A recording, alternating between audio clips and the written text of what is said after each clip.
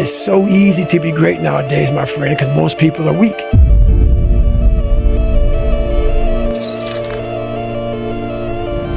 When you're running, you run for hours. Days. What days? There's no magic pill or a magic potion. All you can do is outwork the man that God created, or woman, in you. You cannot allow your mind to open up for the possibility of it can be done. Once you change one thing, your mindset, you can attack everything. When that alarm clock goes off at 4 or 5 in the morning, your mind says no. You just say, this is what we do. It's what we do now. Because to get to where you want to go, the amount of pain involved, the amount of mental pain, of how many times you're gonna have to do something that you don't want to do to get to where you want to go. There's gonna be more times you do something that you don't want to do than you are gonna want to do it. And that's your new norm. That's your new norm. So then it's like breathing. And then once you do this over and over and over again, it becomes like breathing. I don't want to live this lifestyle, but to get to the other side of this, I have to. So if you really want it, you realize what trying is and what trying is not. There's a quote that was said, out of the 100 men that go into war, 10 shouldn't even be there. 80 of them are just targets. 9 do most of the fighting. 1 is a warrior. And it's a true quote to life. I saw it going through training. I saw it everywhere I went. There's so many people who just show up to life that shouldn't even be around. And there's few people who do all the work. I wanted to be part of that 9, and I'm working towards being that 1. And that's just how I live my life. That's why there's a lot of average. And it makes me so mad.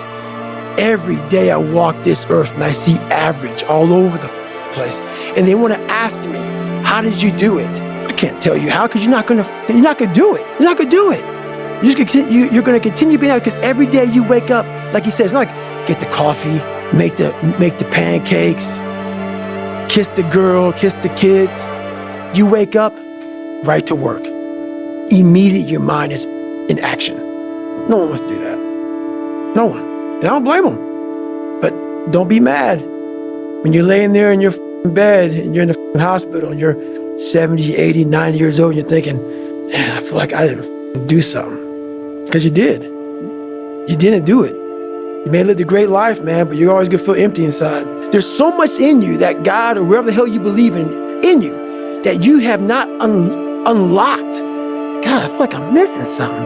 Yeah, because it's about 75% of you is still in there. Still chained up. Because you just didn't want to find your willpower. Didn't want to find your soul, your will, your heart, your determination, your guts, your courage. And what that looks like, it looks scary. Scary. To wake up every day and say, I'm stupid, but I want to figure out a way to be smarter. Versus saying, man, I just can't do that. So you limit this box. So your box becomes so small of things you can do. And then, through examining myself, getting some willpower, some courage, it became bigger than this table. How bad do you want this? If it's as bad as you want to live or breathe or sleep, whatever the hell it may be, I can work with you. Most people don't want it that badly, which is why they always ask the question, man, how did you get to where you are? You know how to do it. You know exactly how to be you or how to be me. You don't want to do it. So I can't make you do it. And nor do I have the time or energy to force you into that place that I know you have to be to do it. There's no luck in this game, man. It may be a little bit of luck, but the luck happens after you bust your ass and you put yourself in that lucky situation. Luck doesn't happen. You put yourself in that situation where luck might happen. And that's what people don't know. But to get there, luck ain't gonna happen. You have to put yourself in that situation, man. It takes a lot of work. But where do you go to? You wake up on a morning, it's cold, it's wet, it's dark, you've got no cartilage in your knee, you've got shitty shorts, whatever it is that's the issue today. Keep talking. I need you to keep talking about what you were just saying. It's warm on the couch. That's Your it. missus says stay in That's bed. It's comfy, That's it's cozy. That's You've got it. work later on. You had an argument last night. You're slightly it. hungover. Because I know everybody ain't going to do what I'm going to do. So this is how you level up. That's how you level up. I know there's a whole bunch of people with that right there. That fires me up. That makes me happy what you just said. That brings joy to my life right there. Why? Because I know there's so many people that have the ability and just refuse to get off that couch. Refuse to study a few more hours. Refuse to go deeper, to go further. And that's where I gain the advantage. Most people don't want to go to that extra mile. Most people don't want to find that extra because it sucks. It's miserable. It's lonely. You talk about that you were kind of, lonely by yourself. I was the same way. And that used to hurt me growing up. Now I thrive in that shit. That's the only place to be. Self-talk and visualization are the two keys to my success. I believed for that last 19 miles, I was indestructible. Because I took myself in that chair, crapping up my back, peeing blood down my leg, shin splints, stress fractures. I use all that for motivation versus negativity. I use it for motivation. I said to myself, who on this earth would still be going right now? You are. You are. You gotta be the hardest on the planet. Is it true? I don't give a At that time, it got me to the finish line of that race. I believed it. I believe it today.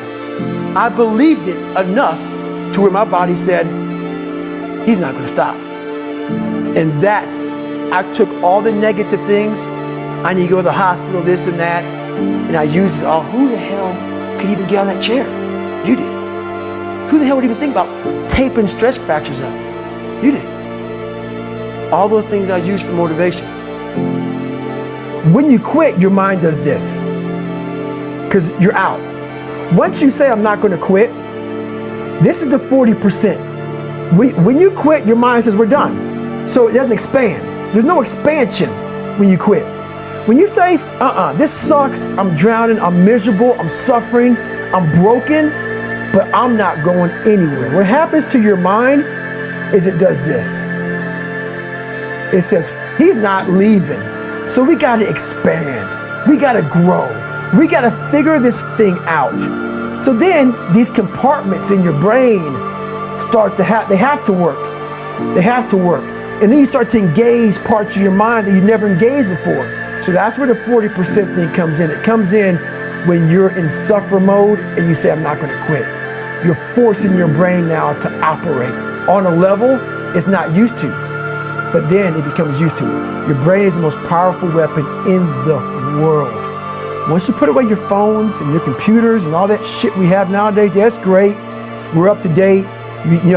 But your brain is the only thing you have when you're going through depression, when you're going through hard times, when you're going through death. Real life, you can't Google that shit, man. You're alone. You're alone. You may have a shrink you're going to, you may have a best friend you're going to, but there's 24 hours in the day where you're alone in this brain. And your brain is talking to you in all kinds of ways. And it wants to control you and pull you in these different pockets. If you can't control your own brain and your brain controls you, you're fucked. You got to tell your brain where you want to go and how you want to go and how you want to get there. You got to control it. If not, it's over.